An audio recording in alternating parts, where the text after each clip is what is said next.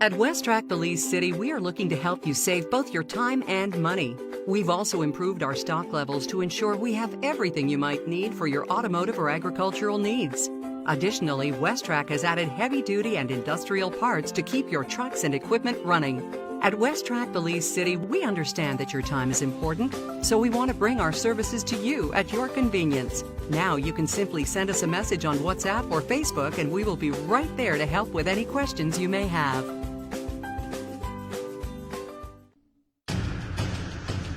Whether you're operating a truck, a bus, or sweating it out off-road, Caribbean Tire provides you with a durable tire solution that fits your every need. Triangle. We stand behind our products. Manufactured under tight quality controls, Triangle will keep you rolling. Remember, our team of professionals is dedicated to after-sales services and support. Caribbean Tire, taking you home safely.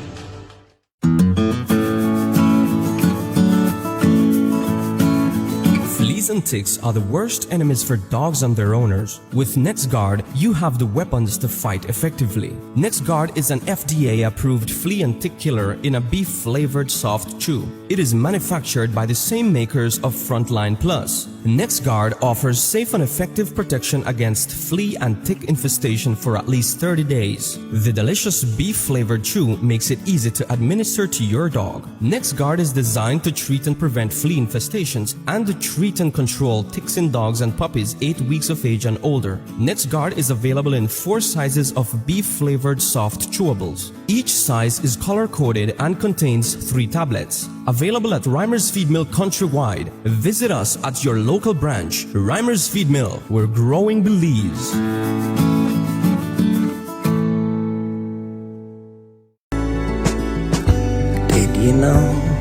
Did you know that your Sagicor advisor can help you plan how to make your golden years your best years? Call a Sagicor agent today.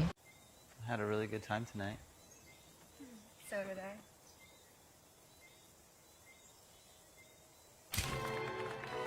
Life moves fast. Be prepared with Sagicor. Learn more at SagicorLife.com. Good morning and welcome to Morning Matters. Our guest this morning is a mother, a television broadcaster, and now private consultant, Mrs. Deidre Isaacs-Haylock. After growing up and doing her early schooling in Belize, Deidre traveled abroad to obtain a Bachelor's of Science degree in Broadcasting and Public Relations from John Brown University and a Master's degree in Global Political Economy from the University of Sussex. She also gained an MBA certificate from Freeman School of Business at Tulane University. Deidre began her career as a broadcaster, and then after her studies, she began working as an executive secretary in the government of Belize. She then moved on to other private sector jobs. You will recall her face from the nightly news as a broadcaster on the main television channels in Belize. She is now one of the principals of Perfect Green. As a private consultant, she offers services in business planning, policy analysis, strategic planning, communications, and public relations to several private sectors, government, and NGO entities. Deidre, good morning and welcome. Thank you for having me, Rhonda, and congratulations on Morning Matters. Thank you. You know, God's been good to us. Deidre, let's jump right into it. A lot of people think they know who Deidre Isaacs is. They don't. They know what you do. They've seen you on TV. They have an idea of who you are, but truly they don't know who you are. So hopefully this morning we can get a better understanding of who you are and how you have become the woman you are today. So I say thank you for the opportunity to explore this part of your life with us. So let's jump right in. Deidre, where did you grow up? I grew up in Belize City. I'm a true Belize girl. I was born here in Belize City to a single parent home. My mother had four of us, 2 girls and 2 boys. I'm the third. Most of my siblings do not live here in Belize. They've migrated to the United States. I lived on the south side of Belize City. I attended Holy Redeemer Primary School. And in my high school, the family moved around a bit. So my first 2 years are with Polity High School. My 3rd year was in San Pedro. So I went to San Pedro High School. And then in my 4th year, I encountered a bit of a challenge. because when I went to San Pedro, I had moved from being a science student to a business student. They choose their majors in the third year of high school at that time. And so I felt I was repeating science. And so I thought, okay, let me do something different. And my mom agreed to have me change to business. That impacted me on the return because Palote looked at me and said, but you have 1 year of science and 1 year of business. Where would we put you in your fourth year of high school? We would run a risk that you might not make it and you can't repeat fourth year. And St. Catherine's didn't want me to just do 1 year at the high school and get their diploma. So we spent the summer in Cayo with my family there, and I enlisted the help of my older aunts to convince my mom that I should stay there to do high school. The principal, Mr. Christopher Aird, was open to it. He did say the responsibility was on me to catch up, and I did, and I excelled and graduated from high school. I moved back to Belize City with my mom, and I went to St. John's Sixth Form, which it was called at the time, St. John's Junior College. And then I went to work for a year or so at the refugee department here in Belize City. And then I applied for a scholarship. The Walton International Scholarship Program gave me a 4-year scholarship to get my bachelor's degree. I transferred so much of my hours from SJC that I completed it in 2 years. I completed my broadcasting and public relations degree, came back home, worked in the media a bit, worked in public relations at BTL a bit to decide where would my master's be of these two fields. And I applied for a Chevening scholarship and won the Chevening scholarship. And my master's degree was at University of Sussex. And actually, I did not do either broadcasting, journalism, or public relations. I did what is called global political economy. And that's a mix of international politics, international relations, and international trade. You've said a lot, you've done a lot, and you've been to many places. Now let's move through them slowly. Let's start with your mother. You said your mother raised 4 children on her own. What was that experience like for you?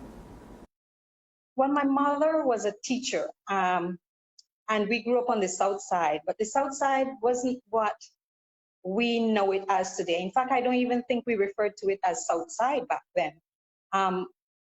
It was friendly.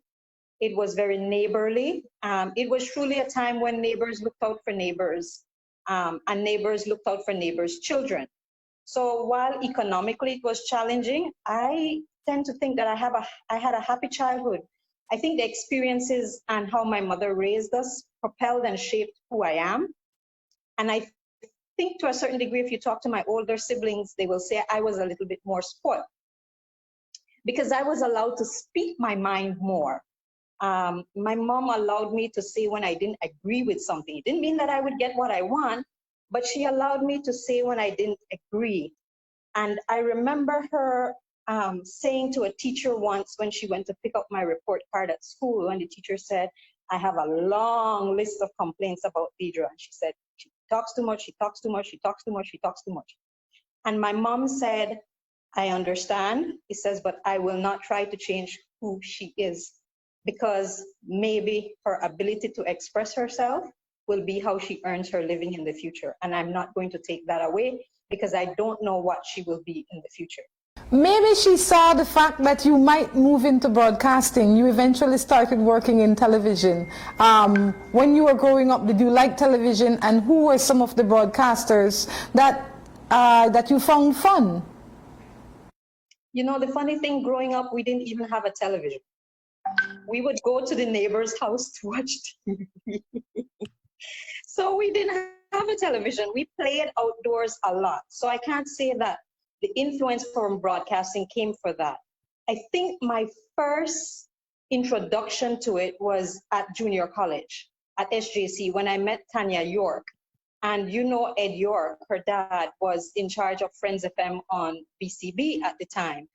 And I used to hang around with Tanya, and she would go to the station to look for her dad. And I can't remember how it came about, but she managed to convince her father for her and I to host a television, a radio dance party show. And if I remember right, we called it Teenage Dance Party, it was. And we played music. It was mostly dance hall music and popular music at the time. And we had our radio name. She was T Precious and I was D Unique. And that kind of got into my system a bit. And then I mainstreamed into working shifts on the radio station. I had a Saturday night shift. I remember that because I couldn't party on Saturday nights. I did not realize what a responsibility I was entering in, because my shift started at 8 at night and ended at 1 in the morning. And then the workers' van would take me home. But it got in my system. And after that, I decided, you know, I will do a course that UWI, at the time was the UWI School of Continuing Studies. That was the name it went by. And it was a media course that was primarily for persons who were already working in the media. And I guess because we were at Friends FM doing this teenage dance party show, we got in under the wire, Tanya and I, and we finished it. And so when I applied to do my scholarship and to do my bachelor's degree, that was the course of study I chose. And thereafter, while at school, I worked on the school television station. I anchored, I did weather, I did camera. I did everything that there was in my practicums. And then I worked on the radio station that is owned and still owned by the university. So we had to be licensed by the FCC. We were a non-commercial radio station, but we still had to be licensed. We were still monitored by the FCC. And we still had to operate according to the regulations of the FCC. And so I enjoyed that completely. And then I came back home and started out at Channel 5. But before I came back home, I did an internship. Well, two. I did one at Love FM. And I was reading news and radio announcer, and also working with a multimedia public relations agency that they had at the time. And then in the nights, I would go to Channel 5 and I ran the camera on the floor, on the news floor with Channel 5 as an intern. And so when I came back home, Stuart Crone hired me, and he was my first full-time media boss. Ed York and Rene Villanueva were my first media bosses in terms of introducing me to what media was all about. We will get back into that a little bit later on, but you said something that you went to the States, you got your degree, and then you started working. What was that whole experience like? I know when you went to San Pedro, that definitely had to have changed your life or shaped your life a little different, because you saw so many different things, as opposed to when you were just going to regular school, which was Palotti. You know, San Pedro is a world of its own. And then you, for a short time, you came back, and then you went to the States. What was that whole experience like for you again? As I mentioned, I got a scholarship that was the Walton International Scholarship Program. It was a scholarship that gave education opportunities to kids who were from Mexico and Central America. When we went there, it was like flying milk, because there were so few black-skinned kids on campus. It was a small university by all accounts. There were 4, if I recall well, Black American students there. The rest of the Black kids were from Belize, the Caribbean, and Africa. I encountered a lot of nice people. My experience, it was funny to watch people be uncomfortable and be afraid to say the wrong things. And so I just laughed it off. And for me, I think maybe that attitude towards it just made it pleasurable for me. I milked cows, I gathered eggs in a chicken run, I tried to drive a tractor. I did everything possible to just enjoy where I was, because that's where I was and that's where I would be for a time. You then ended up with a Chevron scholarship. How difficult was it for you to attain that scholarship? What was the competition like? That was very competitive. I think I was also a little bit naive, but the thing I remember most was somebody advising me, I can't remember who, saying, you know, you're in the media. Media people don't normally get a Chevening scholar. Chevening scholars are people who are working in NGO and people who are working in government. Rare is it for somebody in the private sector. And the media, So I said, well, you know something? I will have to let them sit up and take notice of me. However I do it, I'll have to do it. And the Honorable Prime Minister at the time now was the Deputy Prime Minister. And so I called him one day and I said, listen, this is what I'm trying to do and this is what I want to study. I would like if you can give me a recommendation or a reference that speaks about me, knowing me as a journalist, because that was the sum total he knew me as. I had interviewed him several times. and gotten to know him that way. And he did. And I guess maybe that made them sit up and take notice of me and probably said, okay, maybe we need to know who this media girl is. If the Deputy Prime Minister is giving her a recommendation letter and speaking that way about her, let's see what she is. And I remember in the interview, they asked me, because it was around 1998, and it was Dr. Barrow that asked me, Dr. Dorian Barrow. He said, well, you have a recommendation letter here from the Deputy Prime Minister. If they win the election, does that mean you have a job? And I said, no. And then he said, well, you're a media person and you have this recommendation letter. It's 1998 and we're in the middle of campaign. Who do you think will win the election? Do you think the UDP will win? And I said, no. I said, they will lose and they will lose very badly. And he said, but how can you say that? This man gave you a letter of recommendation. And I said, that has nothing to do with the fact that his party is going to lose the election and he's going to lose it very badly. As a journalist, we're seeing the climate, we're hearing what people are saying, and they're going to lose.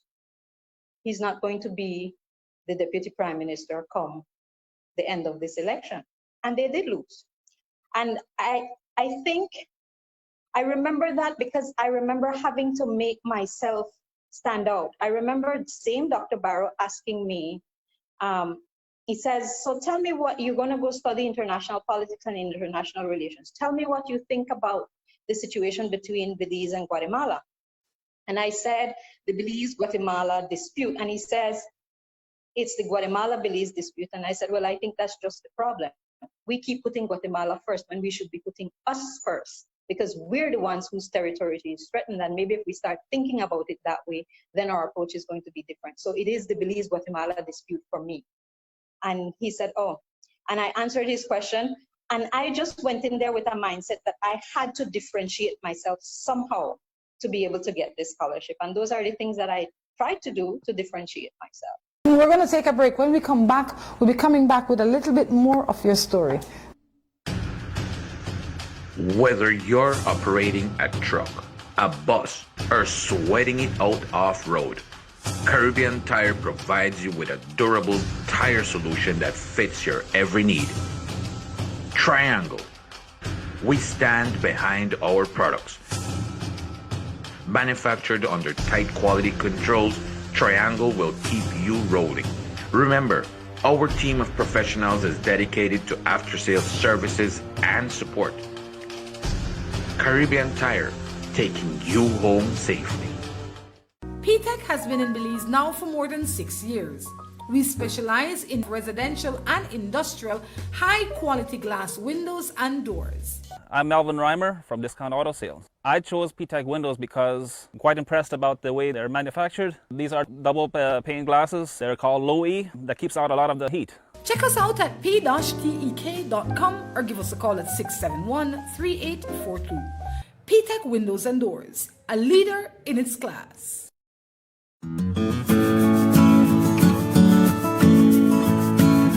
Fleas and ticks are the worst enemies for dogs and their owners. With NexGuard, you have the weapons to fight effectively. NexGuard is an FDA-approved flea and tick killer in a beef-flavored soft chew. It is manufactured by the same makers of Frontline Plus. NexGuard offers safe and effective protection against flea and tick infestation for at least 30 days. The delicious beef-flavored chew makes it easy to administer to your dog. NexGuard is designed to treat and prevent flea infestations and to treat and control ticks in dogs and puppies 8 weeks of age and older. NexGuard is available in 4 sizes of beef-flavored soft chewables. Each size is color-coded and contains 3 tablets. Available at Reimer's Feed Mill countrywide. Visit us at your local branch. Reimer's.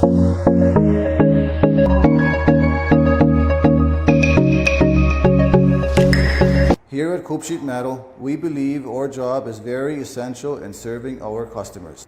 And that is just one reason why visiting us is an experience to be remembered.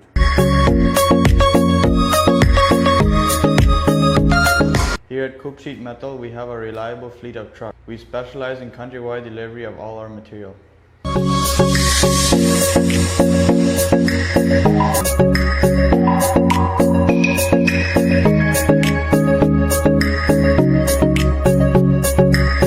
Coop Sheet Metal is a family business that was started by my grandfather, who even had many of his machines hand-built decades ago to make our products the most reliable in Belize.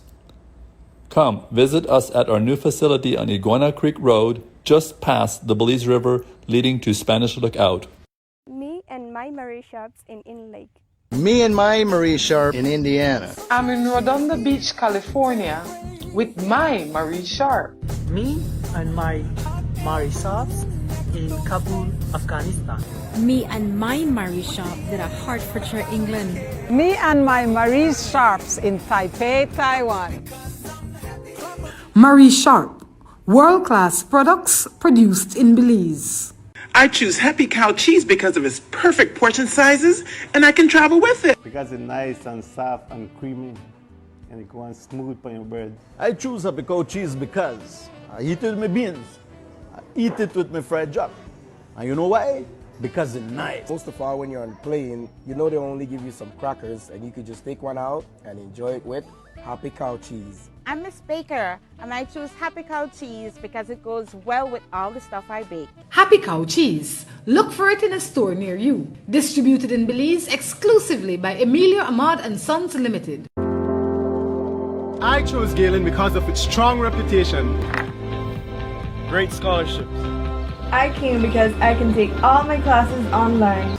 Because Galen University opens doors to the outside world. Their course offering in tourism. It gives you more opportunity to become who I want to be. If you want to connect with your inner champion to make the world a better place, then Galen is right for you.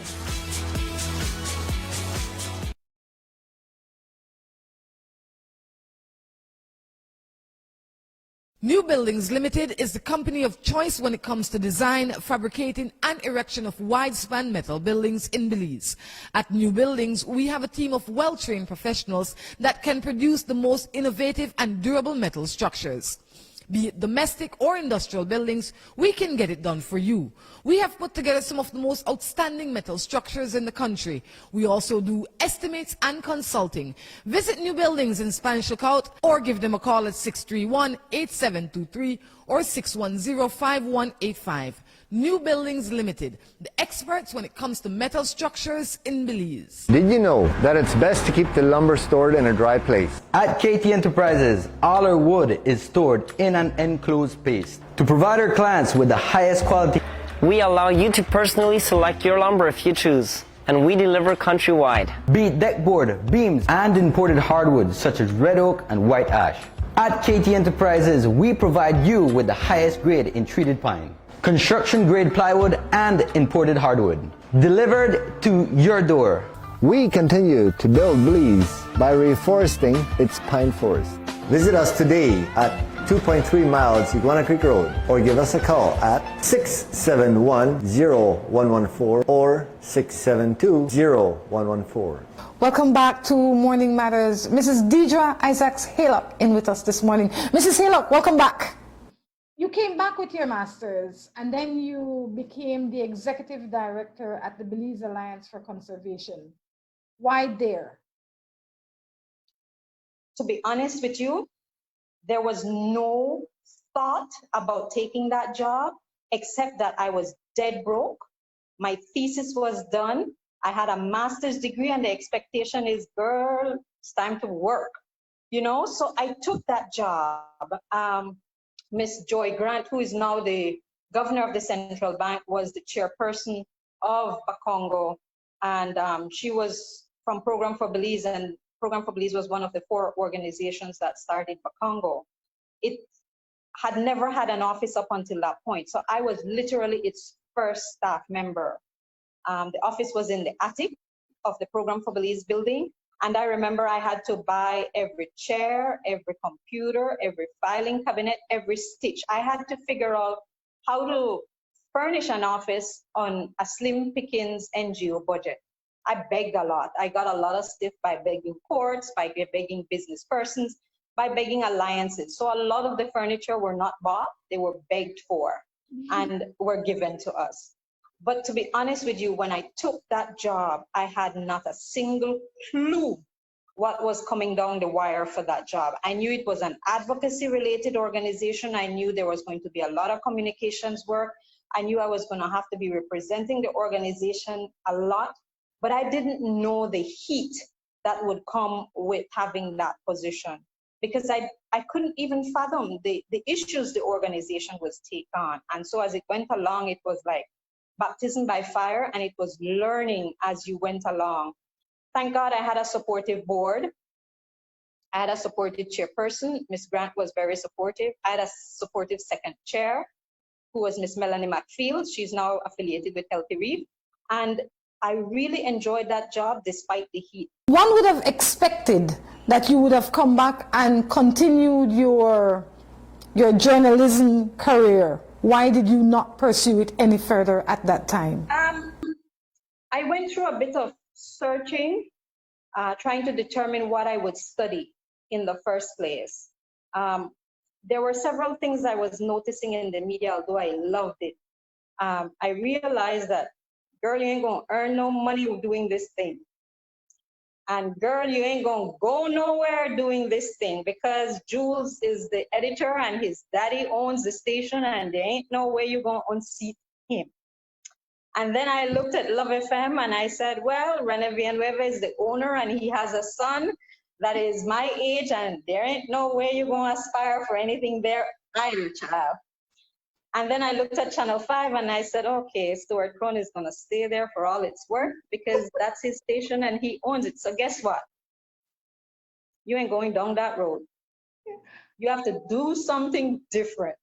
If you want to earn money and make a life and have kids and build a house and all of that good crap. So let me first say, you were wrong about Stuart Crone. He sell the place and gone about the business. Sell the place. But and now somebody else is running the station, so I was wrong there. But it was some years before he sold that thing. For a long time. But why did you not?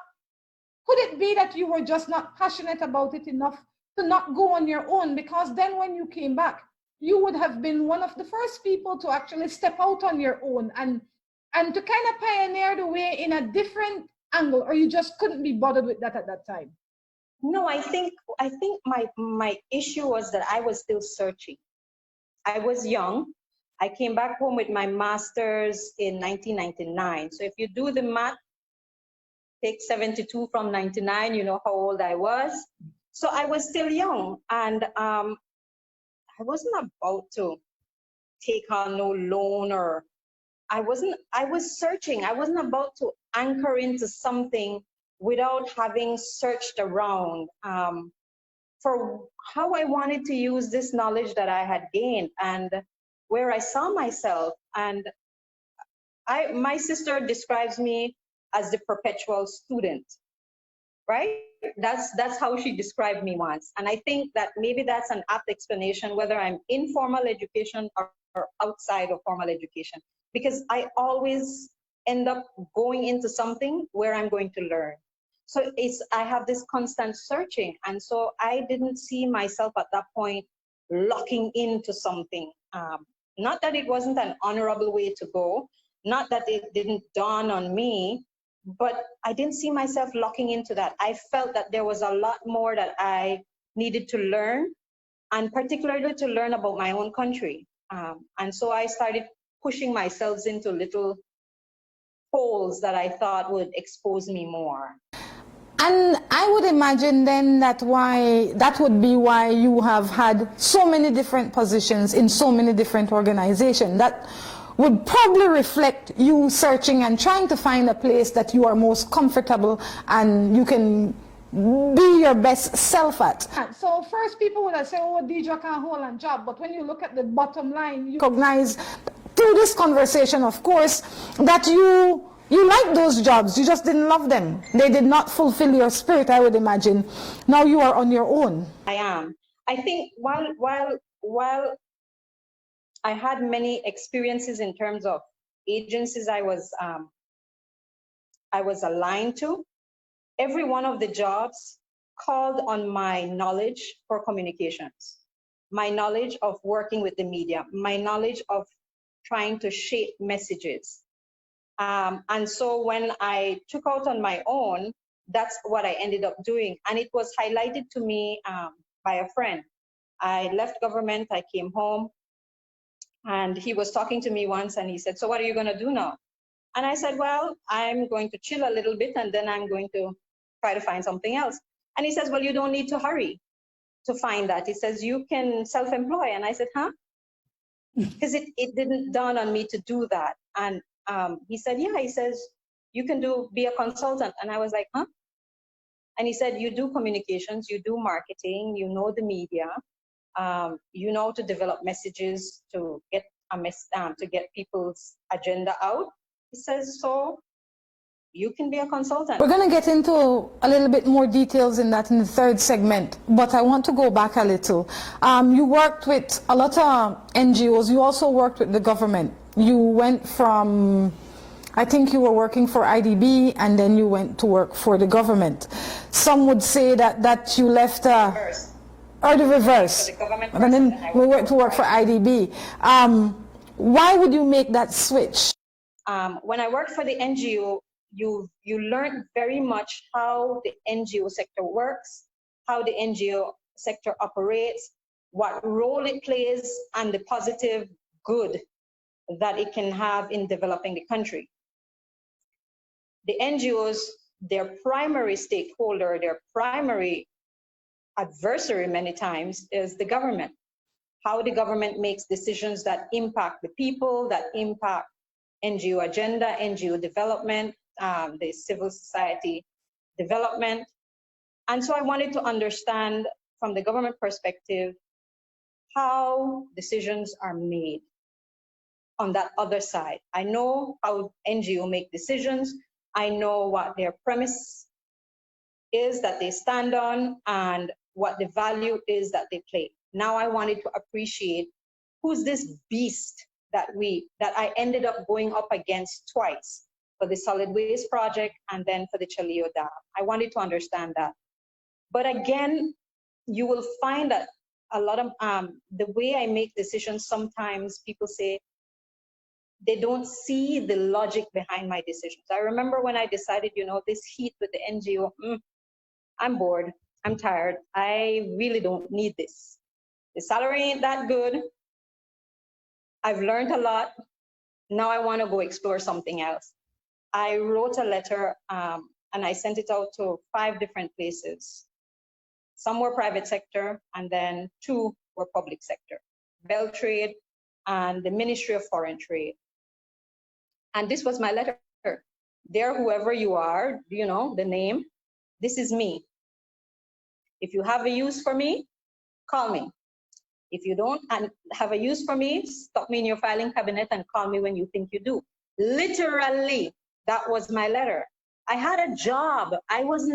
Nobody was chasing me through the doors of Bakongo. So I wasn't pandering for employment. I was exploring. What I was shocked about is that all 5 persons called back. And all 5 persons were positive, and all 5 were on a different development trajectory. And I wasn't naive. When I took the job with government, I knew that the main reason they came gunning for me was because I was the sole voice for Bakongo, and if they took me away, they took away Bakongo's voice. I knew that. And I was like, I see the play here. And so I went for the interview, and it was the most strange interview. And I got the job, and I was told that I had to be there by a certain date or don't come at all. So when I got back, I told my chairperson the next day, I said, listen, this is what I saw when I went there. So that EIA, we've been waiting for it to be tabled, is going to be tabled the minute I leave. So please start reading the EIA and please get somebody to be able to advocate and be a voice, because I'm gonna go. I really am gonna go. And I got my contract and I went, and it was a different world and it was a different experience, and I learned a lot. And I enjoyed doing what I was doing. I learned a lot of politics because I started immersing myself into politics a little bit so that I could learn how that beast operates, not just how the government operates. In politics, not safe to run, but to try and get closer to the machinery and understand how that machinery works. And so a lot of what I do is not motivated by money or prestige. It's motivated by my own curiosity and wanting to learn. And if it gives me the opportunity to do what I like most, and most of that is communication in some shape or form. On that note, we're going to take a break and be back. Whether you're operating a truck, a bus, or sweating it out off-road, Caribbean Tire provides you with a durable tire solution that fits your every need. Triangle. We stand behind our products. Manufactured under tight quality controls, Triangle will keep you rolling. Remember, our team of professionals is dedicated to after-sales services and support. Caribbean Tire, taking you home safely. P-Tech has been in Belize now for more than 6 years. We specialize in residential and industrial high-quality glass windows and doors. I'm Melvin Reimer from Discount Auto Sales. I chose P-Tech windows because I'm quite impressed about the way they're manufactured. These are double pane glasses. They're called low E. That keeps out a lot of the heat. Check us out at p-tek.com or give us a call at 671-3842. P-Tech Windows and Doors, a leader in its class.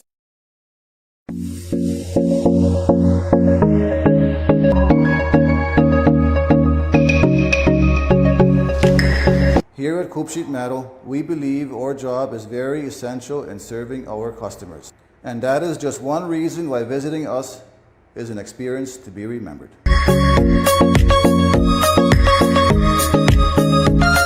Here at Coupe Sheet Metal, we have a reliable fleet of trucks. We specialize in countrywide delivery of all our material.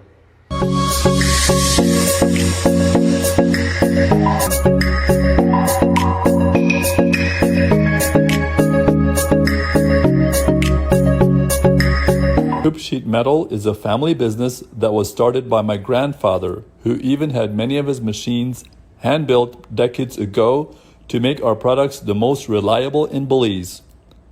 Come visit us at our new facility on Iguana Creek Road, just past the Belize River leading to Spanish Lookout. Me and my Marie shops in Lake. Me and my Marie Sharp in Indiana. I'm in Rhonda Beach, California with my Marie Sharp. Me and my Marie shops in Kabul, Afghanistan. Me and my Marie shop at Hertfordshire, England. Me and my Marie Sharps in Taipei, Taiwan. Marie Sharp, world-class products produced in Belize.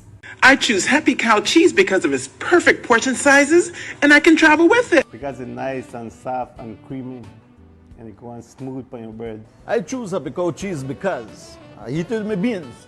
I eat it with my fried duck. And you know why? Because it's nice. Most of all, when you're on the plane, you know they only give you some crackers, and you could just take one out and enjoy it with Happy Cow cheese. I'm Miss Baker, and I choose Happy Cow cheese because it goes well with all the stuff I bake. Happy Cow cheese. Look for it in a store near you. Distributed in Belize exclusively by Emilio Ahmad and Sons Limited. I chose Galen because of its strong reputation. Great scholarships. I came because I can take all my classes online. Because Galen University opens doors to the outside world. Their course offering in tourism. It gives me more opportunity to become who I want to be. If you want to connect with your inner champion to make the world a better place, then Galen is right for you.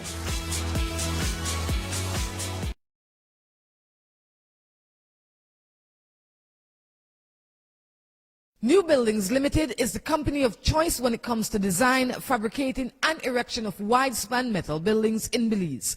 At New Buildings, we have a team of well-trained professionals that can produce the most innovative and durable metal structures. Be it domestic or industrial buildings, we can get it done for you. We have put together some of the most outstanding metal structures in the country. We also do estimates and consulting. Visit New Buildings in Spanish Lookout or give them a call at 631-8723 or 610-5185. New Buildings Limited, the experts when it comes to metal structures in Belize. Did you know that it's best to keep the lumber stored in a dry place? At KT Enterprises, all our wood is stored in an enclosed space. To provide our clients with the highest quality, we allow you to personally select your lumber if you choose. and we deliver countrywide. Be it deckboard, beams, and imported hardwoods such as red oak and white ash. At KT Enterprises, we provide you with the highest grade in treated pine, construction grade plywood, and imported hardwood, delivered to your door. We continue to build Belize by reforesting its pine forest. Visit us today at 2.3 miles Iguana Creek Road, or give us a call at 671-0114 or 672-0114. Welcome back to the third and final segment of Morning Matters. Deidre, welcome back.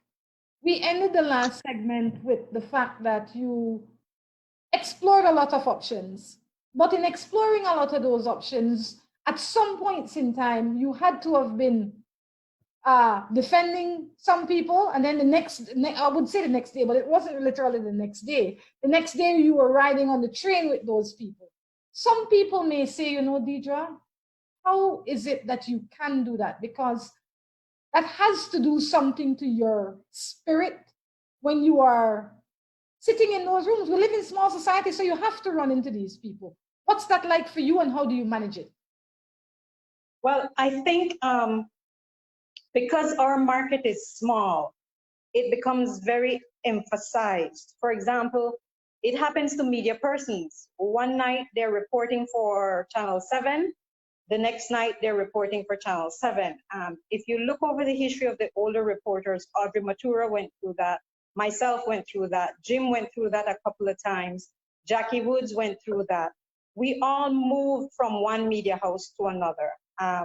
For some of our moves, it was more pronounced because we went TV to TV. Some of us went TV to radio, TV to print, because Anne-Marie moved from Channel 5 to Pulse, right? So we do move, and it seems pronounced. So in a small market, that's going to be very pronounced. When you watch CNN, NBC, ABC, those reporters move too. You hardly even notice, because that market is not our market, number one, and so we don't follow it as closely. And two, their market is huge. And so for some reason, it seems more legitimate. So I don't legitimize myself based on that. I will say, though, that when I was moving from Bakongo to government, one of the things I did say to the government persons was I would not do anything in relation to the Chaleo Dam or the solid waste project or any of those immediate projects that I had just been advocating against, because it would have been just a little bit too pronounced and a little bit too hypocritical and a little bit too difficult to explain. When I first went to government, I was not doing anything that was communications related. When I started doing work that was communications related, was because I kind of stick my foot into something that some people may say if you had kept quiet, you wouldn't have been drawn in. It was a house meeting, and one of the members from the government side was talking about the Los Lagos project.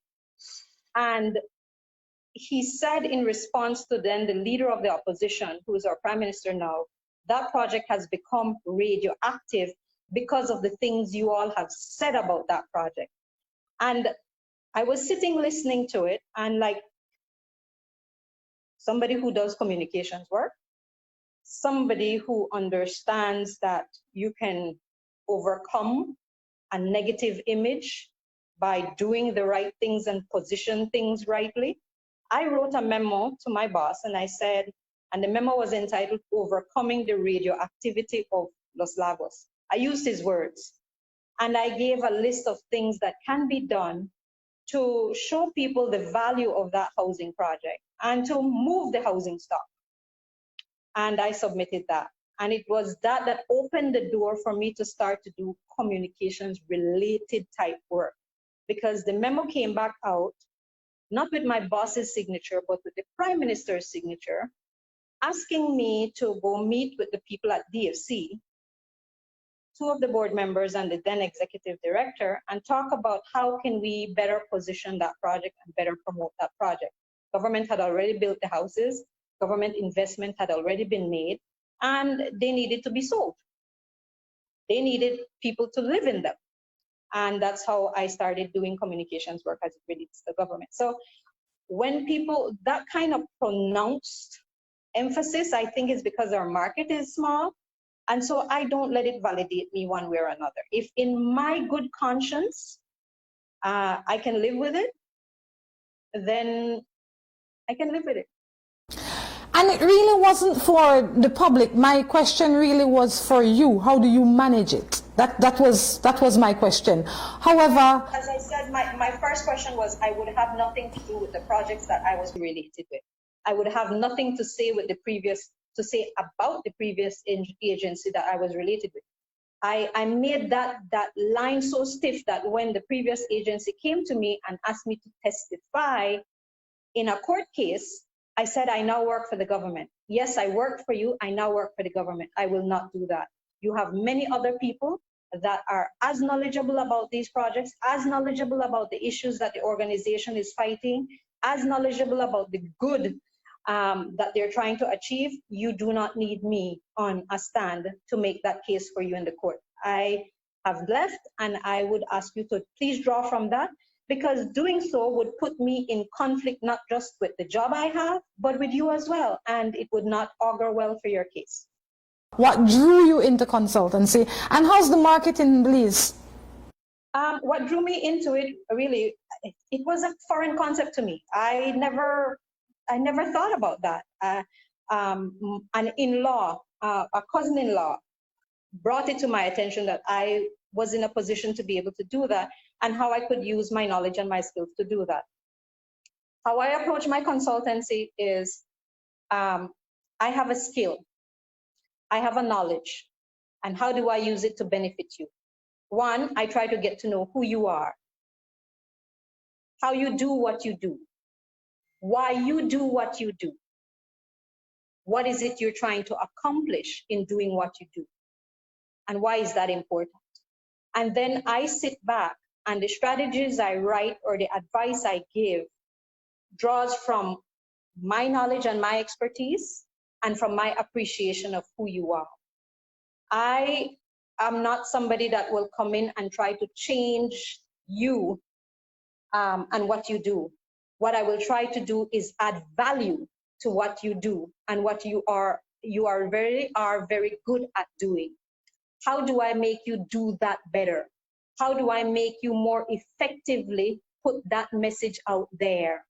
How do I help you more effectively win support for what you're doing, or explain what it is you're doing and the value of what you bring to your market? And that's how I approach my work.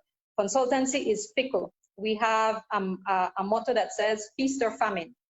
There are times when it's very good, and there are times when there is no business. So like COVID affected consultants drastically because it just slammed on everything. And I came back out from full-time employment to being self-employed just before COVID started being an issue. I came back out in the beginning of December. And if you look at the agencies I've served government, I've served private sector, I've served individuals, I've served products, I've served NGOs, and I do communications, I do marketing, and I also do strategic planning. So I help particularly civil society organizations chart their way forward to get the work that they do. I also do that for government too, because there is one government agency that I did do the strategic plan to, which was the NCTVET, and developing a strategic plan for the National Council for Technical and Vocational Educational Training. And it's one of the 5 different clients that I've done that kind of work for. I want you to tell me, why should somebody utilize a service like yours? Like, what is the benefit of utilizing a service like yours? Well, for me as a consultant, it's not just earning the buck. I do training along with my consultancy work.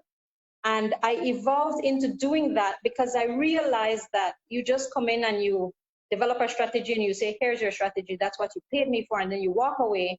Implementation may not happen. And so as a part of any strategy I do, whether it's a strategic plan or whether if it's a communication strategy, I try to do it in a way that I'm training your people on how to do it and how to be prepared to implement it.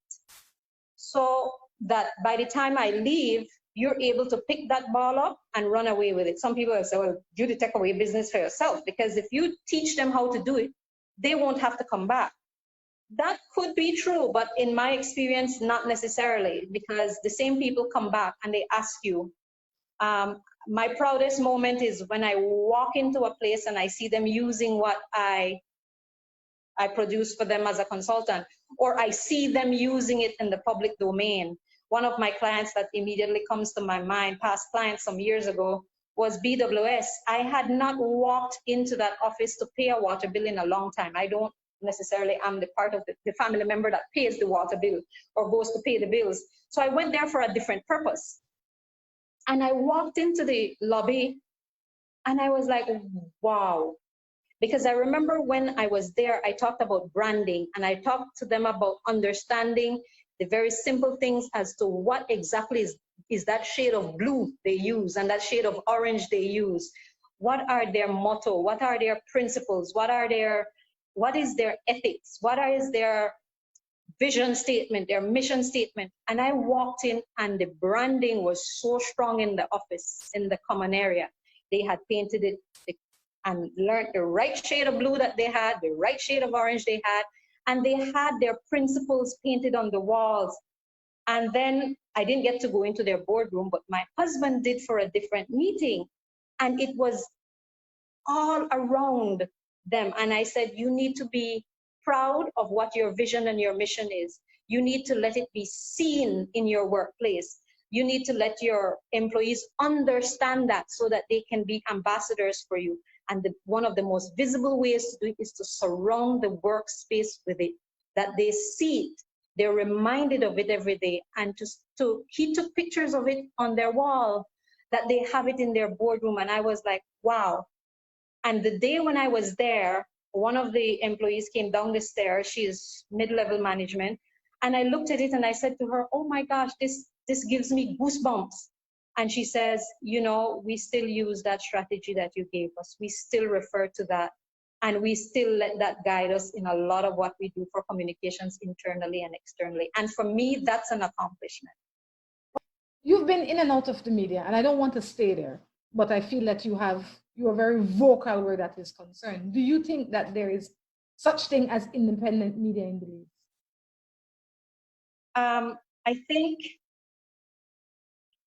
I think our media practitioners try. When you work for the media as a journalist, you got to be very strong to defend the story and the angles that you want to report it from. A lot of our media houses are aligned to families that are politically aligned or aligned to ownership that is politically aligned. Or management may be politically aligned. And so that colors things a whole lot. It's not any different from when I was there. It is the same now, and some may say even more pronounced. I think the practitioners, the journalists, the reporters, they're the ones that have to set the standards for themselves. They're the ones that have to set the ethics for themselves, because there's none of that here for the industry. And they've got to be strong and stand for something, or they'll fall for anything. And I see them trying to do that. Sorry, but one may say that the same way the bosses or the supervisors or the owner have an agenda, it could be that the persons that deem themselves as journalists have their own agenda. So there has to be some balance. So I go back to say again, is there anything as independent media in your mind? Well, we're humans, right? And so once we're involved in it, it's going to color the agenda or the mindset that we have. We can only try to be objective and only try to remember that there are more sides than the side that we see, and try to represent that. When I train public officers, or I train public officials, or I train executives on how to work with the media, I tell them, you have an agenda and they have an agenda. Consume the media. Understand what each and every reporter agenda is and each and every media house agenda is. Remember, it's your agenda you're selling. It's your stage. You do not need to answer any question the media presents to you the way they expect you to. You have your key messages and you answer it the way you want to expect it. They may come armed with that microphone and that camera, and it may be intimidating, but they don't know your issue. They are asking you the questions because they don't know. You do. So sell yourself and maintain your stage and control your environment. In 1998, you predicted the elections. What are your predictions now? Oh my gosh. I think I was a little bit bolder in my younger years in 1998. And while this may sound like a cop-out in this kind of a public forum, I would not want to hazard a prediction. I will say, though, that both political parties are particularly bedeviled right now with differentiating themselves. And they both have their own Achilles heel that they themselves have has inflicted that injury on themselves. And so the winner will be the person that is able to convince that they stand for something different, that they've learned lessons of the past, and that even though the faces may be the same, the commitment to change is there. And I do say that both sides are struggling and grappling with being able to sell that pill. And if you were to judge based on your experience, who would you think have done the better job so far in that direction?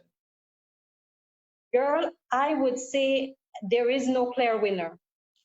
Because right now the UDP is grappling with a leadership question. And so it's kind of hard to judge what the UDP will be by looking at the current leader, because he's on his way out. And to be fair to any new leader, you'd want to say that that person is serving right now under a political philosophy and a political tide, and may well step out differently from that if they had the crown on their head. But until that question is answered and you start seeing who that person is and you start seeing how they step, for right now, it's just all balls in the air for them and what their future holds and how people will view them. I think a lot of baggage or lack of baggage or no baggage will come based on who that person is. For the PUP, they grapple with that because the names are the same and the faces are the same. And people have grown very skeptical. People have grown to mistrust. And people have grown to say, well, make a seat first, because I know they believe just where you say. Deidre? Still very much vote out rather than vote in. So we will see with time when this election come closer. Perhaps we can sit down again and have another conversation. Please, before you go, tell us how people can contact you to get your service. Well, I am on Facebook in my own person. I'm also on Facebook as Perfect Green Belize, PRFECT Green Belize. And my telephone number, if you visit my Facebook pages, you will see that. We also have a website that we're trying to develop and trying to officialize, which is www.perfectgreenbze.com. So PRFECTgreenbze.com. And that's how they can get in touch with me. Deidre, thank you for stopping and sharing with us this morning. Enjoy the rest of your day. You too, and thanks, and continued good fortunes with Morning Matters. Thank you so much.